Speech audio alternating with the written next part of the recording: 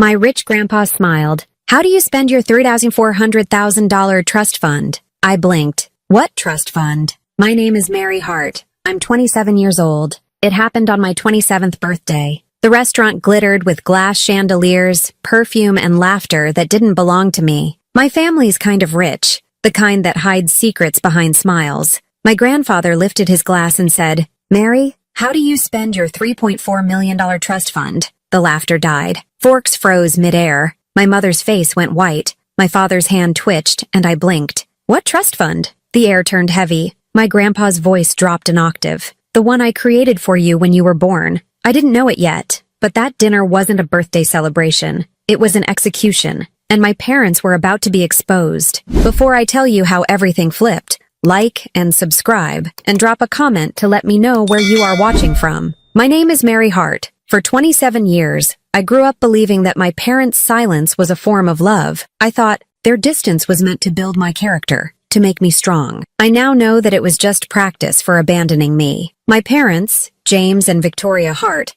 lived in a house that was more like a modern art museum. It was a glass and steel mansion tucked away in Marin County, a place where the driveways are long and the secrets are longer. From their infinity pool, you could see the faint outline of the San Francisco skyline, a city they visited for expensive dinners but never to see me. Their life was a curated collection of luxuries. They had matching Teslas in the garage, a wine cellar stocked with bottles I couldn't pronounce, and a social calendar filled with charity galas and weekend trips to Napa. Their smiles were as polished as the marble on their kitchen island. My life was a different story. I lived in a one-bedroom apartment in the city with a roommate, Madison. The paint on our walls was peeling in long, sad strips, and the plumbing made a groaning noise every time our upstairs neighbor flushed the toilet. While my parents drove their Teslas, I took the bus. While they drank vintage wine, I drank tap water. My prized possession was a second-hand laptop that overheated if I had more than 3 tabs open at once.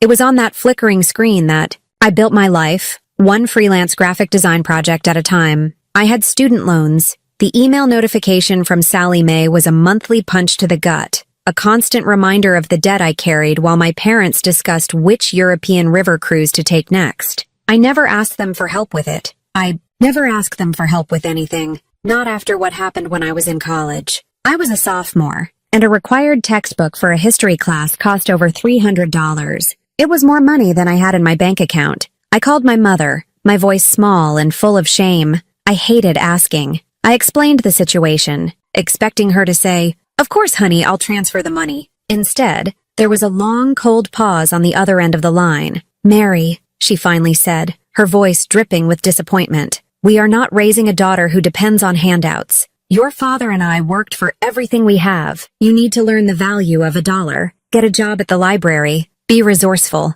I hung up the phone, my face burning. I ended up buying an older, outdated edition of the book for $20 and spent the rest of the semester trying to catch up, constantly borrowing notes from classmates. I got a B in that class. It was the only B on my transcript, a permanent mark of my failure to be resourceful. My parents never asked about it again. When I graduated from college, with honors, despite everything, they came to the ceremony. My father shook my hand firmly, like he was closing a business deal. My mother gave me a book with a stiff, glossy cover. It was called Financial Literacy for Young Adults. "We are so proud of you for making it on your own," my father said, patting my shoulder. "This will help you on your journey." There was no check tucked inside, no offer to help me with a deposit on an apartment, just a lecture about the importance of self-sufficiency as we stood on the university lawn, surrounded by other graduates, whose parents were popping champagne and handing them keys to new cars. I smiled, thanked them, and swallowed the lump in my throat.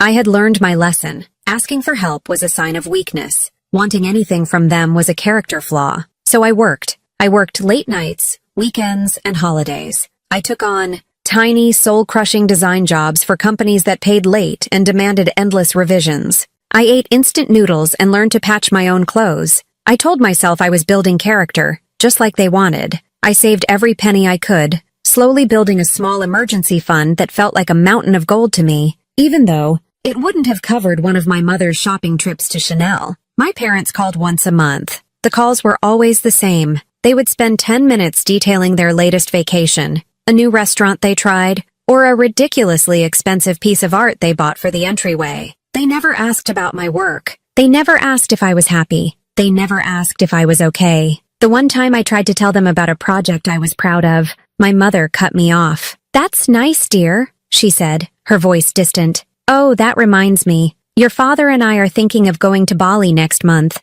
Do you think we should?" I was just a box they had to check. "Daughter," called. I stopped trying to tell them about my life. I just listened, made the right noises of encouragement, and then hung up and stared at the peeling paint in my apartment. I told myself this was normal. This was how wealthy, busy people showed their love. They were teaching me to be independent. They were proud of me from a distance. I still tried to impress them. I sent them links to my online portfolio, hoping for a word of praise. I would get a one-line email back from my father's assistant a week later. "Mr. Hart has received your email and sends his regards." It was like throwing pebbles at a brick wall. I never imagined the real reason for their calm, their distance, their constant lectures about self-reliance. It wasn't about building my character. It wasn't about teaching me the value of $1. It was about covering their tracks. They needed me to believe I had nothing, so I would never ask about the fortune they were stealing from me. Their pride wasn't in my independence. It was in their deception. It was theft, disguised as a life lesson. The invitation came a week after I lost my job. It wasn't a dramatic firing.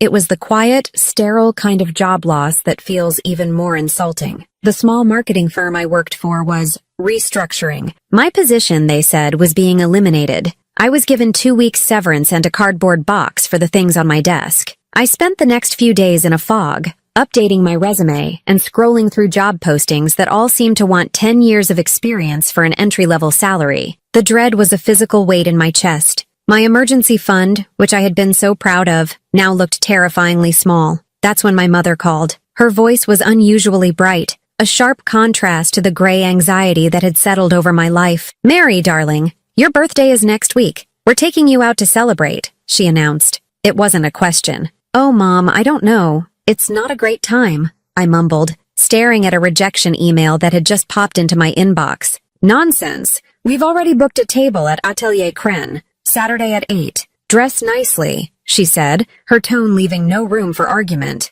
"It's your big night. Atelier Cren." I had to Google it. The restaurant was a legend in San Francisco, Francisco, famous for its tasting menu that cost more than my monthly rent. A place for tech billionaires and old money families. It was their world, not mine. The thought of going made me feel exhausted. I wanted to stay home in my worn-out sweatpants and eat takeout with Madison, but saying no would have caused a fight I didn't have the energy for. So I agreed. When Saturday night came, I stood in front of my small closet, feeling like a fraud. I finally settled on a simple black dress I'd bought on sale years ago. It was the only thing I owned that didn't look like it belonged to a struggling artist. As I rode the bus downtown, I watched the city lights blur past, feeling a familiar knot of inadequacy tighten in my stomach. When I walked into Atelier Cren, the air itself felt expensive. It smelled of perfume, fresh oysters, and money. A soft, golden light glowed from crystal chandeliers, and the low hum of conversation was punctuated by the gentle clinking of glasses.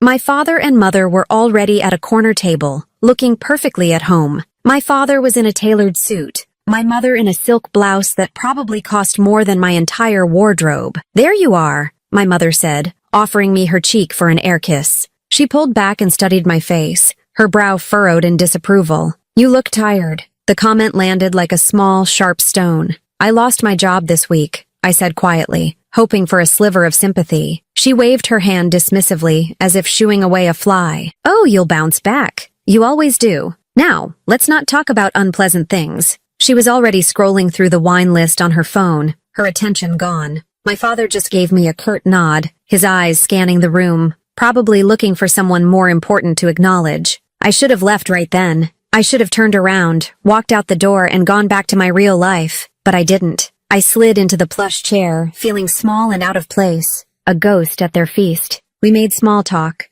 They talked about their friends, their investments, their upcoming trip. I listened, offered nothing, and felt myself disappearing. Then the energy at the table shifted. My mother's back went rigid. I followed her gaze and saw a tall, older man walking toward our table. He had a full head of thick silver hair and wore a dark, perfectly fitted suit. His eyes were a sharp, intelligent blue, and they missed nothing. It was my grandfather, Robert Sterling, My mother's father. Dad, my mother said, her voice tight and strained. The smile she put on was brittle, like a piece of glass about to shatter. What a surprise. You didn't have to come. Oh, but I did, my grandfather said, his voice a calm, deep rumble that cut through the restaurant's noise. He ignored my parents and his eyes settled on me, a genuine warmth spreading across his face. I wouldn't miss my granddaughter's 27th birthday for the world. He pulled a chair up and sat beside me. He smelled faintly of whiskey and cedar. My parents exchanged a panicked look. I hadn't seen my grandfather in over a year. He and my mother had a strained relationship.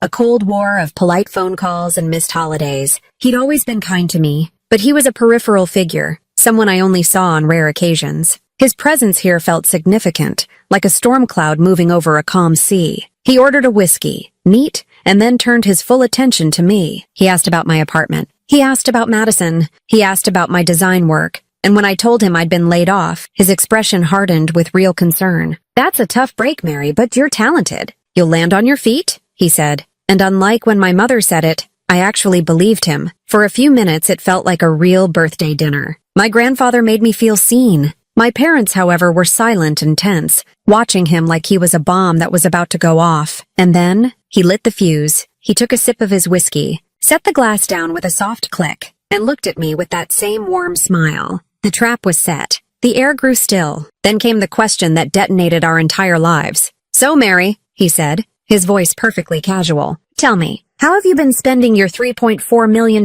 trust fund? The silence that followed my grandfather's question was absolute. It was heavier than any sound. The cheerful noise of the restaurant, the clinking of silverware, the soft music, it all faded away into a distant hum. All I could hear was the frantic pounding of my own heart against my ribs. My parents were frozen, their faces masks of sheer panic. What trust fund? I asked again, my voice barely a whisper. I looked from my grandfather's steady, serious face to my mother, who was now staring at her water glass as if it held the answers to the universe. My grandfather didn't take his eyes off my parents. The trust I set up when Mary was born, Victoria, he said, his voice dangerously calm. He spoke to her, but his words were for me. I funded it with an initial investment and added to it every year on her birthday. The terms were very clear. The assets were to be managed by you and James until she turned 25, at which point control would transfer entirely to her. That was 2 years ago. My mother let out a laugh. It was a terrible sound. Too loud, too high, and sharp with desperation. It made heads turn at nearby tables. Dad, you must be mistaken, she said, trying to wave it away. Your memory? It was a small college fund. We used it for her tuition, of course. I frowned. That wasn't true. I'd paid for my tuition with scholarships and a mountain of student loans. I opened my mouth to say so, but my grandfather spoke first. Victoria, he said, and the single word was filled with so much steel that she flinched. Don't. He gave a slight nod. A woman who had been sitting alone at a nearby table stood up and walked over. She was sharply dressed in a business suit and held a slim leather folder. She placed it on the table in front of my grandfather with a soft thud. I recognized her as Michelle, his longtime assistant. She was always with him, a quiet, efficient shadow. The account statements, she said, her voice neutral. My grandfather slid the folder across the polished wood table toward me. My hand trembled as I opened it. The top page was a summary statement from a private bank I'd never heard of. The account was titled, The Mary Hart Irrevocable Trust. And at the bottom of the page, in bold black letters, was the current balance, $203.47.19. The number didn't make sense. It was a huge amount of money, more than I had ever seen in my life, but my grandfather had said, it should be $3.4 million, I said, looking up from the paper. The words felt strange in my mouth. My heart was hammering, a frantic, painful rhythm in my chest. Where's the rest? My father finally spoke, his voice thick and rough. It's complicated, Mary. The market, investments go up and down? It wasn't a sure thing. The portfolio was 90% treasury bonds and blue chip stocks, James. My grandfather countered, his voice like ice. It was designed to be stable. It wasn't designed for you to play with. My mother's composure finally cracked. We used some of it, she whispered, her eyes darting between me and her father. We had to, for family needs. We were always going to pay it back. $3 million worth of needs? My grandfather's voice was soft, but it carried the weight of an accusation. He nodded at Michelle again. She reached into the folder and pulled out another set of papers. A detailed list of withdrawals. February 12th, 2019, Michelle began to read, her voice clear and dispassionate. Withdrawal of $450,000, purpose listed, Mortgage payment. I remembered that. My parents had paid off their mortgage on the Marin house. My mother had bragged about it, saying my father had made a brilliant move in the stock market. June 3rd, 2020, Michelle continued. 2 withdrawals of $140,000 each. Total, $280,000. Purpose, automotive purchase. The matching Teslas. The his and hers anniversary gifts they'd paraded in front of their friends. They told me it was a reward for a successful year at my father's consulting firm. September 21st, 2021. Withdrawal of $320,000. Purpose. Home renovation, the new kitchen. The one with the marble island and the imported Italian appliances. The one I had only seen in pictures on my mother's Instagram. My world was tilting on its axis. Every luxury they had celebrated, every trip they had taken, every boast they had made, it was all paid for with my money. The money I never knew I had. The money that should have paid for my education, helped me start my life, and given me the security they preached about but had stolen from me. Michelle wasn't finished. August 5th, 2022. Withdrawal of $500,000. Purpose, real estate investment. And then came the final, crushing blow. January 10th, 2024. Withdrawal of $1.8 million. Purpose, property purchase in Malibu, California. The property is registered under the names James and Victoria Hart, the Malibu house. Their getaway home. The one they said was their nest egg for retirement. I stared at them, the 2 people who were supposed to protect me. Their faces were pale and drawn. They looked like strangers, like common criminals caught in the act. The pieces of my life clicked into place, forming a picture of betrayal so vast it stole the air from my lungs. The lectures on self-sufficiency, the denial of a $300 textbook, the gift of a financial literacy book at my graduation. It was all a lie, a carefully constructed narrative to keep me poor and quiet while they lived a life of luxury on my future. You stole my future, I said, the words coming out flat and empty. My mother reached a hand across the table, her fingers trembling. No, Mary, no, she whispered, tears welling in her eyes. We were managing it for you, protecting it. My grandfather stood up then, his tall frame casting a long shadow over the table. His face was grim, his voice low and final. No, Victoria, he said, looking down at his daughter with a look of profound disappointment. You are robbing her. The word robbing hung in the air, thick and suffocating. My mother started to tremble, a visible tremor that ran through her entire body. My father just sat there, his face ashen, muttering something under his breath about market crashes and bad advice, the desperate, flimsy excuses of a man who had been caught. The other diners in the restaurant were now openly staring, their curiosity overriding their politeness. The scene was too dramatic to ignore. The weeping woman, the furious old man, and the pale, silent girl sitting in the middle of the wreckage. My grandfather's focus was entirely on my parents. He held out his hand, palm up. Give me the keys, he said, his voice leaving no room for negotiation. My mother looked at him, her expression a mixture of confusion and fear. What keys? She stammered. The keys to the house in Marin, the keys to the Teslas, all of it. Now, she hesitated, clutching her ridiculously expensive handbag to her chest as if it were a shield. My father shot her a look, a silent, panicked command, but my grandfather's gaze was unyielding. With a defeated sob, my mother fumbled inside her purse, her hands shaking so badly she could barely grasp the keychains. She pulled out 2 sleek Tesla key fobs and a larger ring with the keys to the glass mansion. She slid them across the table. They made a soft, metallic whisper against the polished wood before stopping in front of me. My grandfather turned his sharp eyes to me. They're yours now, Mary, he said, his voice softening slightly. The house, the cars, every property, every asset that was bought with your money. It all belongs to you?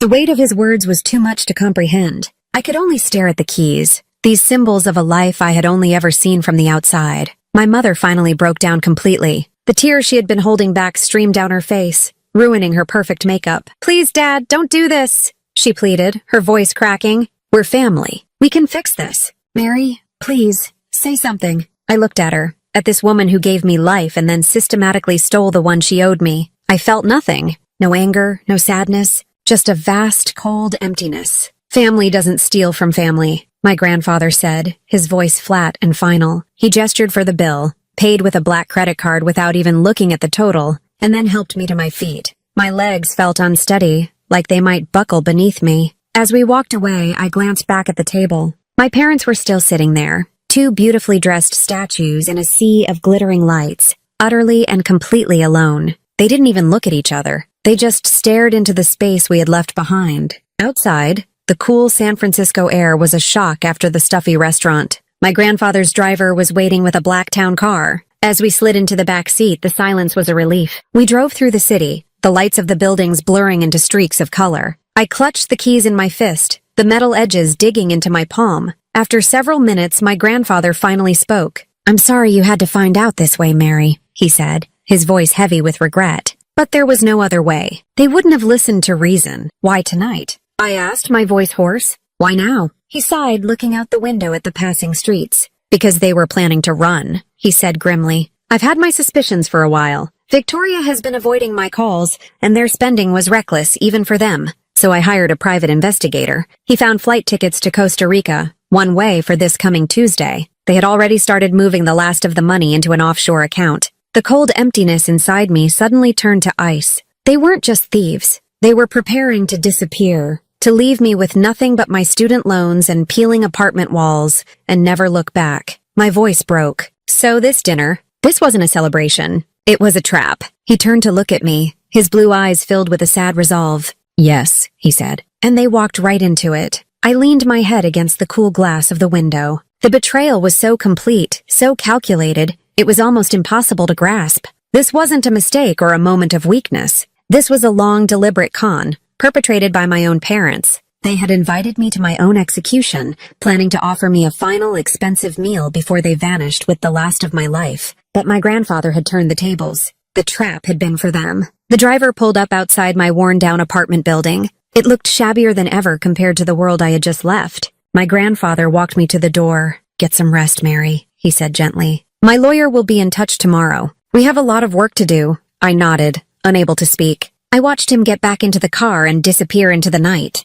I walked up the 3 flights of stairs to my apartment, unlocked the door, and stepped inside. Madison was on the couch watching a movie. She took one look at my face and turned the TV off. "What happened?" she asked, her voice soft with concern. I opened my hand and let the keys clatter onto our small, wobbly coffee table. "My parents," I said, my voice finally finding its strength, "have been stealing from me my entire life, and I think I just took it all back." That night, sleep was impossible. I sat on my lumpy sofa in the dark, the keys to my parents' life, my life, still clutched in my hand. The metal was warm now, molded to my grip. Outside, the city hummed its usual late-night song of sirens and distant traffic. But inside my apartment, the silence was deafening. My mind, however, was a Category 5 hurricane. It kept replaying the scene at the restaurant, a nightmare on a loop. My mother's brittle smile, my father's twitching hand, my grandfather's voice like stone saying, "You were robbing her." Madison had been amazing. After I'd stumbled through the explanation, she didn't overwhelm me with questions. She just made me a cup of tea, sat with me, and listened. Her anger was a warm, protective shield. "They're monsters, Mary," she whispered, her eyes fierce. "What they did, it's evil." Hearing her say it, seeing the pure, uncomplicated rage on her face, helped to validate the chaos swirling inside me. It wasn't a misunderstanding. It wasn't a mistake. It was evil. I tried to untangle the years of lies. Every memory was now tainted. Every past kindness a potential manipulation. The Financial Literacy for Young Adults book wasn't a thoughtful gift. It was a sick joke. The lectures about self-sufficiency weren't meant to build my character. They were designed to keep me from asking questions. They needed me to be poor. They needed me to struggle. My struggle was the price of their comfort, the cost of their Teslas and their Malibu beach house. The deepest cut of all was the memory of that phone call in college, when I'd begged for $300 for a textbook. My mother's cold disappointment, her lecture on handouts. She'd had millions of my dollars at her fingertips then,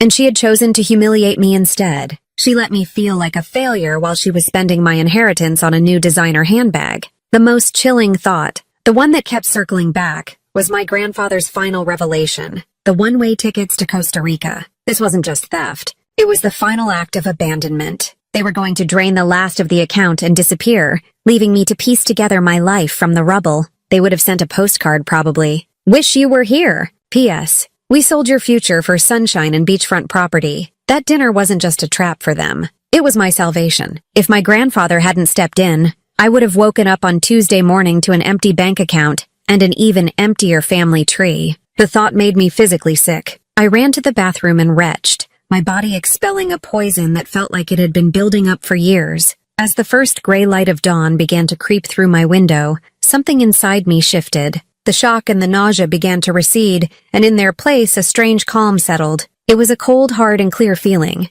The grief was still there, a massive, gaping wound in my chest. But the weakness was gone, the part of me that had spent a lifetime trying to earn their approval, the part that flinched at their criticism and craved their attention, had died in that restaurant. I was done crying. I was done feeling small. A quiet storm was gathering inside me, and I knew with absolute certainty that it was about to break over my parents' perfectly curated world. I picked up my phone. My hands were steady now. I scrolled to my grandfather's number and pressed call. He answered on the second ring, his voice alert and clear, as if he'd been waiting. "Mary," he said simply. "Good morning?" I said, my voice even. "I've had some time to think. I want to fix this. Legally." There was a pause on the other end, and I could hear the faint sound of a smile in his voice when he replied. "Good," he said. "That's the answer I was hoping for. Michael, my attorney, will handle everything. He's the best. He'll be in touch within the hour." True to his word, less than an hour later, I received a call from a man named Michael Vance. His voice was calm, professional, and radiated a competence that was incredibly reassuring. He didn't offer condolences or get emotional. He just got straight to the point. He explained the legal terms, misappropriation of trust funds, breach of fiduciary duty, in a way that was simple and direct. He told me the first step was to file for an immediate injunction to freeze every known asset my parents held. "Your grandfather's investigator compiled a thorough list," Michael explained. "Bank accounts, property deeds, vehicle registrations. We're going to lock it all down. They won't be able to move a single dollar." He emailed me the documents. I sat at my small, wobbly kitchen table, reading through pages of dense legal language that I barely understood. But I understood the purpose. At the bottom of each page was a line for my signature. For years, my name had been a liability to me. Now it was a weapon. I printed the papers at the local copy shop, signed each one with a firm, clear hand, scanned them, and sent them back to Michael. It felt like signing my own Declaration of Independence. The next 72 hours were a blur of legal activity. Michael was a force of nature. Subpoenas were issued to my parents and their financial institutions. Audits were ordered. The quiet storm inside me had manifested into a legal tempest, and I was at its calm, clear center. I didn't have to scream or yell or confront my parents. I just had to sign my name and let the truth do the work. By the weekend, the first results came in. Michael called me on Saturday afternoon. "The injunction was granted," he said. "The Malibu house is frozen. The Marin County property is frozen. Both Teslas have been legally repossessed and are being held in a secure facility. Their personal bank accounts are locked pending the audit. They can't touch a thing." I closed my eyes, letting the words wash over me. Frozen, locked, repossessed. These weren't words of revenge. They were words of justice. It wasn't about making them suffer. It was about stopping the bleeding. It was about taking back the control they had stolen from me.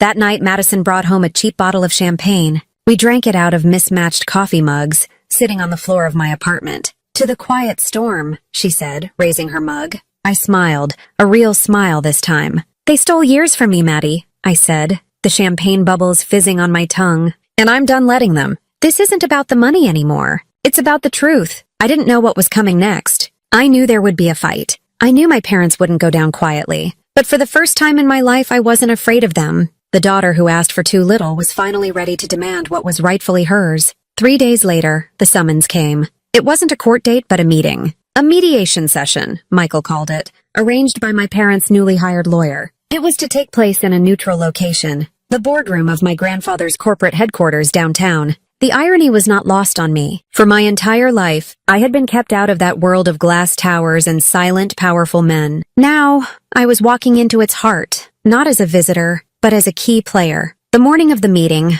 I felt a tremor of the old anxiety. What should I wear? It seemed like a foolish question, but I knew it mattered. It wasn't about fashion. It was about armor. I couldn't show up looking like the struggling, broke artist they had cultivated me to be. I needed to look like someone they couldn't lie to anymore. I chose a simple, dark blue sheath dress I'd bought for a job interview, paired with a black blazer. It was the most powerful outfit I owned. Madison stood by the door as I was getting ready to leave. "You look like a CEO," she said, her voice full of pride. "Go in there and own them, Mary." Her belief in me was a shield. The drive to the financial district was surreal. I took a taxi, a small luxury I allowed myself, and stared out at the imposing skyscrapers. I had always found them intimidating, symbols of a world I didn't belong to. Today, I was walking into the tallest one. The lobby was a cathedral of marble and polished steel, filled with the quiet, purposeful hum of serious business. I gave my name to the security guard, and he nodded, handing me a visitor's pass without a second glance.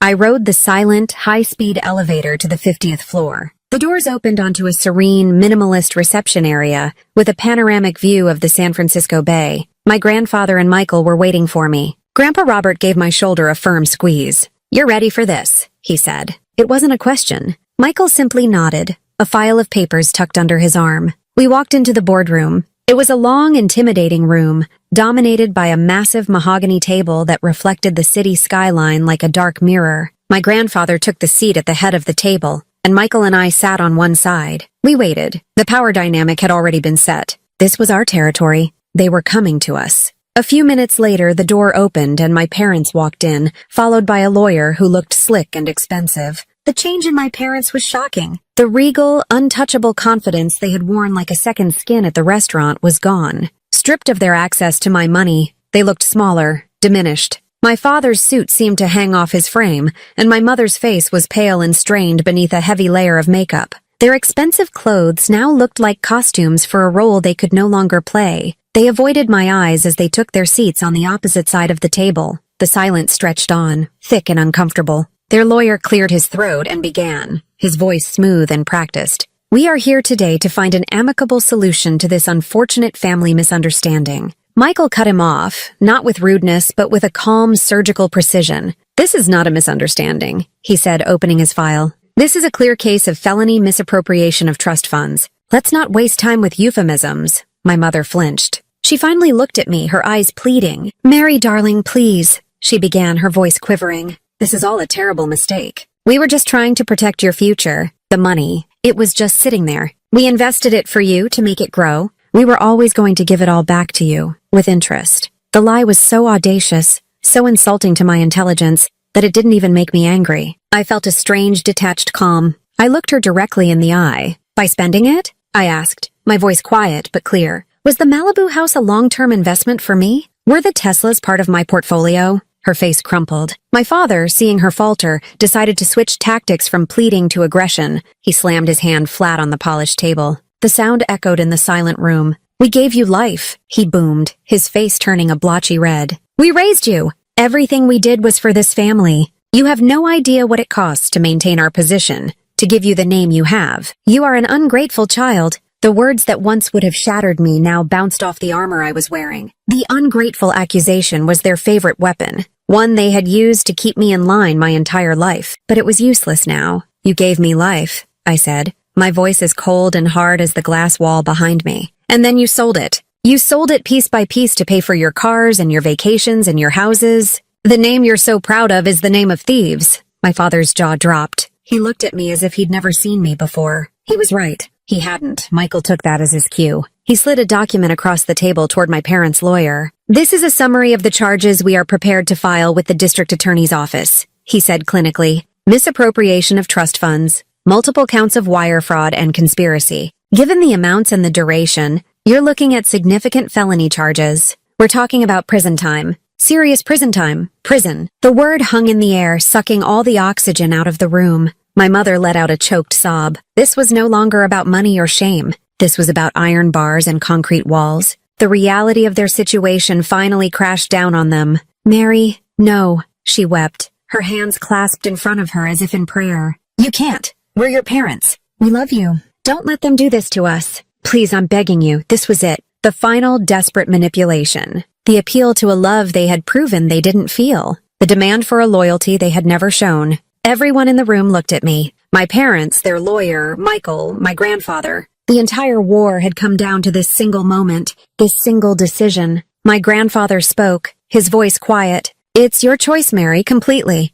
Do you want to press charges?" I looked at them, two strangers in designer clothes, their faces streaked with tears of self-pity. I saw the ghost of the little girl who craved their approval. I saw the college student shamed for needing a textbook. I saw the young woman struggling to pay her rent while they drank champagne on a yacht bought with her money. I saw the one-way tickets to Costa Rica. They weren't begging for my forgiveness. They were begging to escape the consequences of their own actions. And I knew with a certainty that resonated in my very bones that I was done protecting them from themselves. I took a deep breath and looked directly at my grandfather. "Yes," I said. The word was quiet, but it landed with the force of a bomb. My mother let out a wounded cry. My father stared at me, his face a mask of disbelief and hatred, but I didn't look away. For the first time, I was the one drawing the line, and I was not going to let them cross it. The decision to press charges ignited a firestorm. My quiet personal battle became a public spectacle. My parents, backed into a corner and facing the real possibility of prison,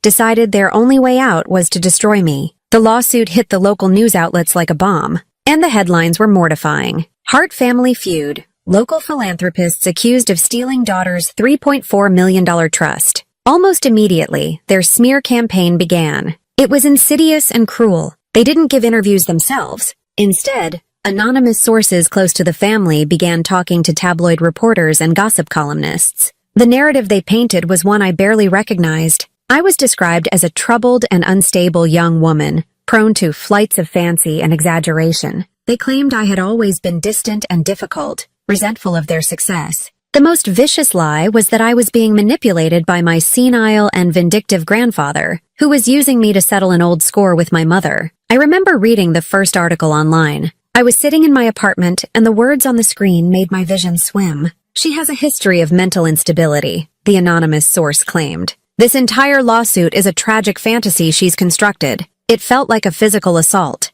They weren't just denying their crime. They were trying to erase my sanity, to invalidate my reality. They wanted the world to see me as a crazy, ungrateful liar. For a moment, the old fear crept back in. What if people believed them? I called Michael in a panic, my voice shaking as I read the quotes to him. He was unperturbed. "Let them talk, Mary," he said calmly. "They are handing us ammunition. Slander is the last resort of the desperate. We have something they don't. What's that?" I asked. "The truth," he said, "and a mountain of paperwork to back it up." And he was right. My grandfather's legal team launched a counteroffensive that was brutally efficient and entirely factual. They didn't engage in name-calling or emotional appeals. They simply released documents. To a reputable financial journalist, they provided a redacted copy of the trust's withdrawal statements. Suddenly, the narrative wasn't about a troubled daughter anymore. It was about a $1.8 million withdrawal for a property in Malibu. It was about a $280,000 purchase of 2 Teslas. It was about dates and numbers and routing codes, hard, undeniable facts that their vague accusations couldn't touch. The legal process itself was a grueling marathon. There were depositions, long days spent in sterile conference rooms where my parents' lawyer tried to twist my words and paint me as a confused, incompetent child who couldn't possibly understand complex finances. I sat there under the hum of fluorescent lights and calmly answered every question. I told them about the textbook. I told them about the financial literacy book. I told them about the phone calls where they bragged about their vacations. With Michael by my side, coaching me to stick to the facts, I found a strength I never knew I had. My quietness became a weapon. My simple, direct language cut through their legal jargon. The most difficult part was the court-ordered seizure of their assets. As part of the restitution process, marshals went to the house in Marin and began cataloging everything of value. The art, the jewelry, the wine collection. Each item was a piece of my stolen future being reclaimed. I didn't want any of it, but it had to be done to repay the trust. I received a call one day from the auction house, asking if I wanted to keep any personal items, photographs, family heirlooms. I thought about it for a long time, about the pictures of me as a smiling child, unaware of the betrayal already in motion. I told them to sell it all. Those memories weren't real. They were props in a long-running play. The day the judge handed down his final ruling was gray and overcast, the sky matching the mood in the courtroom. It wasn't a dramatic trial with a jury, it was a civil case. And the evidence was so overwhelming that it was decided by a judge in a final hearing. My parents sat at the defendant's table looking like ghosts. Their slick lawyer was gone, replaced by a court-appointed attorney. They had run out of money. The judge read his decision in a dry monotone, but his words were a symphony of vindication. He found them liable for the full amount of the missing funds, plus interest and legal fees. He ordered the immediate sale of the Malibu and Marin properties, with all proceeds to be returned to the trust. He finalized the restitution order, a legally binding document that would require them to pay a percentage of any future income they ever earned until the debt was settled. In the end, because they had been left with nothing and I chose not to pursue the criminal charges to their full extent, they avoided prison. But they were left with a life sentence of debt and public disgrace. They were ruined. They didn't look at me as they were escorted out of the courtroom. I didn't feel a surge of triumph or joy. I just felt a profound sense of exhaustion and a quiet, somber sense of balance. The scales had finally been set right. That evening, I had dinner with my grandfather at his quiet, stately home. He looked older, the fight having taken a toll on him as well. We sat in his library, surrounded by old books and the smell of leather. "You were brave today, Mary," he said, swirling the amber liquid in his glass. "I was just tired of the lies," I replied. He looked at me, his eyes full of a deep, sorrowful wisdom. "Your mother, she was always concerned with appearances, with the decoration of life. She never understood the foundation. Blood makes you related, Mary. Character makes you family," he sighed. I spent years trying to teach her that, trying to fix what was broken in her. But I never could. You did what I never could. You drew a line. His words settled something deep inside me. He wasn't just proud of me for winning a lawsuit. He was proud of me for having the character his own daughter lacked. I hadn't just reclaimed my money. I had reclaimed my family, or at least what was left of it. A family of two, built not on blood, but on a shared understanding of right and wrong. In the weeks that followed the court's decision, the money began to return. It didn't come in a single, glorious check, but in a series of sterile electronic transfers as assets were liquidated. The numbers that appeared in the new bank account Michael had set up for me were so large they seemed abstract, like a phone number or a tracking code. For a while I didn't touch it. I just let it sit there, proof that it was all real. I continued living in my peeling apartment with Madison, working on small freelance projects, my life externally unchanged, but internally, everything was different. The constant, low-grade anxiety about money that had been my companion for my entire adult life was gone. In its place was a quiet sense of security that felt like a foreign language I was slowly learning to speak. My first major decision was to find a new place to live. I wasn't looking for a mansion or a penthouse. I was looking for a sanctuary. I wanted a place that was quiet, a place with light, a place that felt safe. I hired a real estate agent. A kind woman who was initially confused when this young woman in jeans and a t-shirt gave her a budget that could afford some of the nicest properties in the city. We looked at a dozen places. They were all beautiful, but none of them felt right. Then she took me to a building in Pacific Heights,